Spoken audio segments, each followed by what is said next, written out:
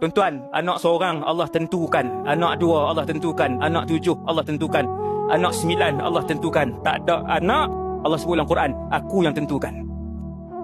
Jangan marah, jangan sedih, jangan cela takdir. Allah Ta'ala kata ada anak pun aku yang tentukan. Dapat anak awal aku tentukan, dapat anak lepas 8 tahun aku yang tentukan, sebelum bumi ni wujud. Faham qada dan qadar, baru hidup tenang. Faham qada dan qadar, hidup tenang. Gaji 1,500 Allah bagi, gaji 3,000 pun Allah yang tentukan, gaji 4,000 pun Allah yang tentukan. Bukan makhluk. Tak ada makhluk boleh tentukan.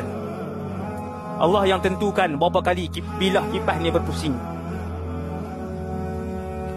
Berapa titisan hujan tak sat. Hujan sat je. Allah tahu berapa aku nak turunkan titisan hujan di Matang Jangguih. Start pukul 7 lebih. Sikit-sikit tak sat ni.